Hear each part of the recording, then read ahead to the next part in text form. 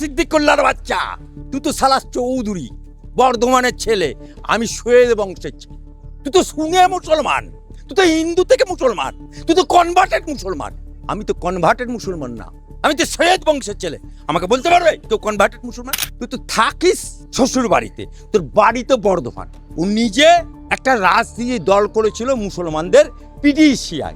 দলটার নাম শুনে নিন, পিডিসিআই। আর সিদ্দিকুল্লাহর বাচ্চা, যদি ক্ষমতা থাকে আমার কথার উত্তর দিবি। যদি এক বাপের পয়দা হবি তুই, এক বাপের পয়দা হলে তুইও বর্ধমানের ছেলে, আমিও বর্ধমানের ছেলে। আচ্ছা, তেরা কিতনা দম হয়। উনি কচি কচি বাচ্চা ছেলেদেরকে নিয়ে খারিজি মাদ্রাসা চালায়। ওখানে প্রচুর 2 নম্বরি টাকা আসে কুয়েত থেকে, আরব থেকে।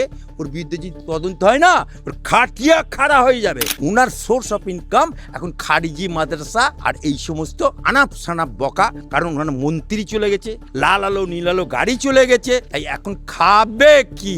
আল্লাহকে নাম পার দে দে বাবা বলে কি ভিক চাইবে? মৌলভী সাহেব, সিদ্দিকুল্লাহকে কাপড় খুলে ন্যাংটো করে যদি না বাড়ি পাঠিয়ে দিতে পারি, তা আমার নাম না অ্যাডভোকেট আলী আব্দুল চাঁদ। ধর্ম পালন হবে বিজেপির শাসনে, এতে কোনো বাধা নেই, কিন্তু রাজ্যের সুরক্ষা, দেশের সুরক্ষার উপর যদি কোনো প্রশ্নচিহ্ন আসে, সেটা তো মানতে হবে। সিদ্দিকুল্লাহ চৌধুরী প্রশ্ন তুলছে, বলছি স্যার, এই সিদ্দিকুল্লাহ চৌধুরী, এই যে গৌরীপুর জামা মসজিদের যিনি চেয়ারম্যান রয়েছেন কমিটির, তিনি বলছেন যে প্রশ্ন তুলছেন, তিনি এর বিরোধিতা করছেন কেন?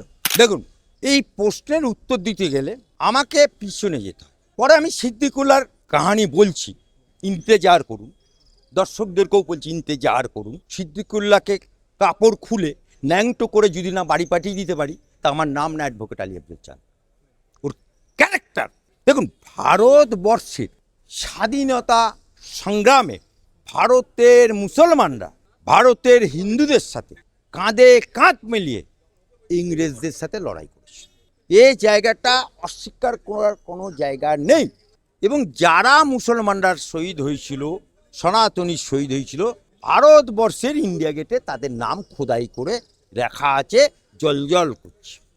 ভারতবর্ষের বুকে এই যে তিরঙ্গা ঝান্ডা, সারে জাহাঁ সে হিন্দুস্তান আমার, এই তিরঙ্গা ঝান্ডা যেটা উড়ছে, তার নকশাটা করেছিল একজন মুসলমান মহিলা, মেহরুন্নেসা। ভারতবর্ষের লাল কেল্লায় প্রথম তেরঙ্গা ঝান্ডা তুলেছিল আশরাফুল্লাহ খান, মুসলমান। কিন্তু অত্যন্ত বেদনার সাথে জানাচ্ছি, অত্যন্ত দুঃখের সাথে জানাচ্ছি, অত্যন্ত কষ্টের সাথে জানাচ্ছি, যখন আমরা ইংরেজকে তাড়ালাম, তারপরে হঠাৎ করে মুসলিম লীগ পার্টি এবং জিন্না ডাক দিল। কি ডাক?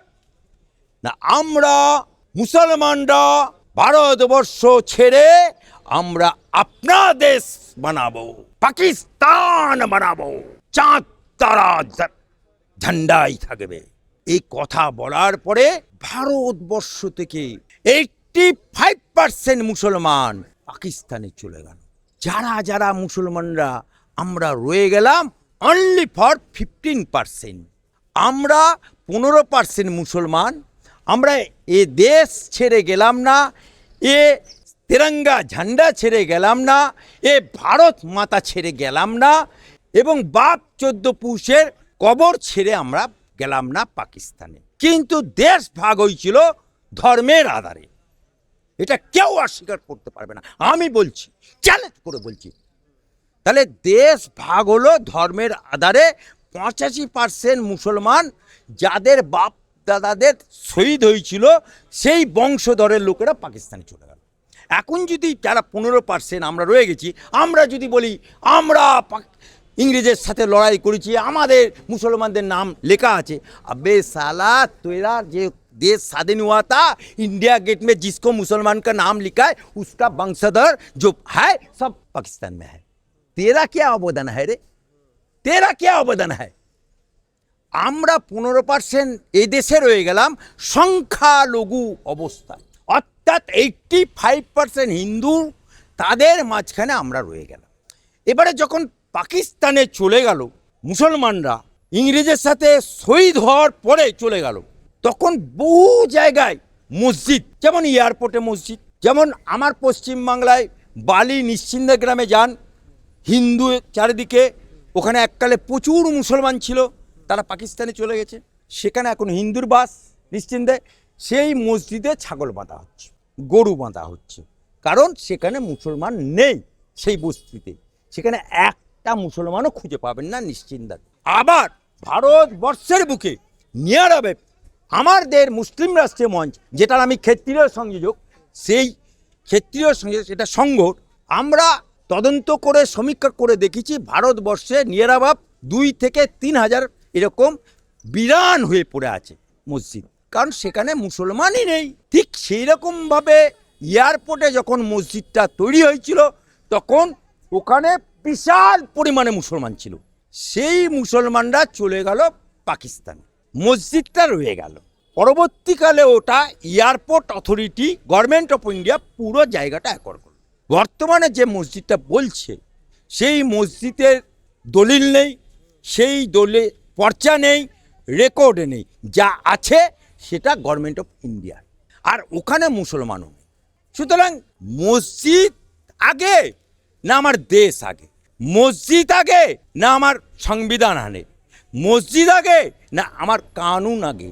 আমার নবী বলে গেছে, जिस देश में खाएगा, जिस देश में पैदा होगा, जिस देश में तुम रहेगा, जिस देश में तुम लालन पालन होगा, उस देश को सम्मान करो, उस देश को, संविधान को सम्मान करो, उस देश का झंडा को सम्मान करो, उस देश को चुम्बन, माटी को चुम्बन करो। তাহলে এটা আমার নবী বলেছে, তাই ওটা ইন্টারন্যাশনাল যেহেতু বিমানবন্দর, ওখানে চীনের সাথে কন্ট্যাক্ট, ওখানে রাশিয়ার সাথে কন্ট্যাক্ট, বাংলাদেশের সাথে কন্ট্যাক্ট, পাকিস্তানের সাথে কন্ট্যাক্ট, আফগানিস্তানের সাথে।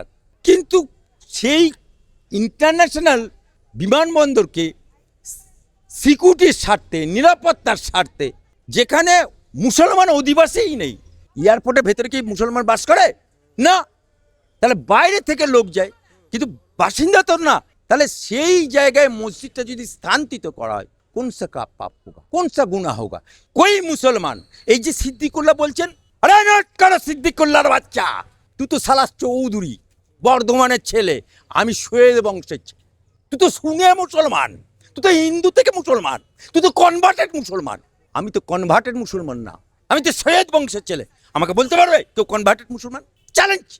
তোর রাজনীতি, তুই তো থাকিস শ্বশুর বাড়িতে, তোর বাড়ি তো বর্ধমান। ও নিজে একটা রাজনীতি দল করেছিল মুসলমানদের, পিডিসিআই, দলটার নাম শুনে নিন, পিডিসিআই। আর সিদ্দিকুল্লাহর বাচ্চা, যদি ক্ষমতা থাকে আমার কথার উত্তর দিবি। যদি এক বাপের পয়দা হবি তুই, এক বাপের পয়দা হলে তুইও বর্ধমানের ছেলে, আমিও বর্ধমানের ছেলে। আচ্ছা, তেরা কিতনা দম হয়?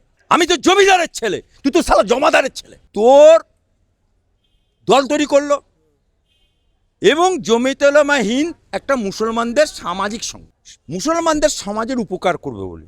কিন্তু সেই দল এবং জমিয়তে উলামা হিন্দ, মুসলমান কোনোদিন, ইমানদার মুসলমান কোনোদিন দেশের সম্পত্তি নষ্ট করবে না, ইমানদার মুসলমান কোনোদিন বেগুনাকে মারবে না, মুসলমান, ইমানদার মুসলমান বেজবাব জানোয়ারকে পিটবে না, মুসলমান কোনোদিন কোনো বদকাম নেই করেগা। কিন্তু সিদ্দিকুল্লাহ চৌধুরী এতটাই বদকাম করেছে, জমিয়তে উলামা হিন্দকে সঙ্গে নিয়ে এই কলকাতা রাজপথে বামফ্রন্টের আমলে একদিনে 18খানা বাস পুড়িয়েছে, একদিনে 3টে ট্রাম পুড়িয়েছে।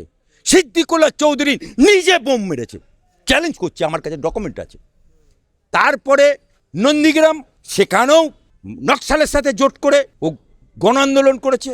সুতরাং তারপরে মমতা বাবু আসার পরে মুসলমানদের মসিয়া হয়ে গেছিল, তখন মুসলমানদের মসিয়া হয়ে গেছিল, তসলিমা নাসরিনকে বিরুদ্ধে ও রাস্তায় নেমেছিল।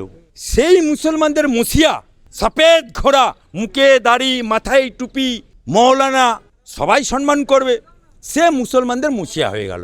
কিন্তু ইতনা লালচি, ইতনা তলুয়া চাটনেওয়ালা, ইতনা নিমক হারাম, ইতনা মির্জাফর, উনি সমস্ত কিছু মুসলমানদের নিয়ে তৃণমূলের কাছে মাথা নত করে বন্ধক দিয়ে দিল। দিয়ে তৃণমূলের প্রথমে মঙ্গলকোটের এমএলএ হলো, তারপরে অনুব্রত মণ্ডলের সাথে খটামটা হলো, তারপরে মন্তেশ্বরে গেল, মন্তেশ্বরে এমএলএ হলো। আমি চ্যালেঞ্জ করছি সিদ্দিকুল্লাহ চৌধুরীকে, যে তুমি মন্ত্রী থাকাকালীন, তুমি 15 বছরে তৃণমূলের এমএলএ থাকাকালীন, মন্ত্রী থাকাকালীন এক মুসলমান, सिर्फ एक मंतेश्वरेर एक मुसलमान का तुम नौकरी दिया, एक मुसलमान को तुम उपकार किया, एक मुसलमान को, गरीब इंसान को तुम मदद किया, सरकारी দেখাতে পারবে না।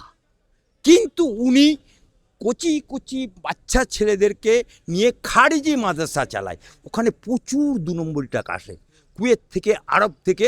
ওর বিরুদ্ধে যদি তদন্ত হয় না, ওর খাটিয়া খাড়া হয়ে যাবে, খাটিয়া খাড়া হয়ে যাবে। বাঁচাও সাধু বলে সিদ্দিকুল্লাহ বাঁচতে পারবে না।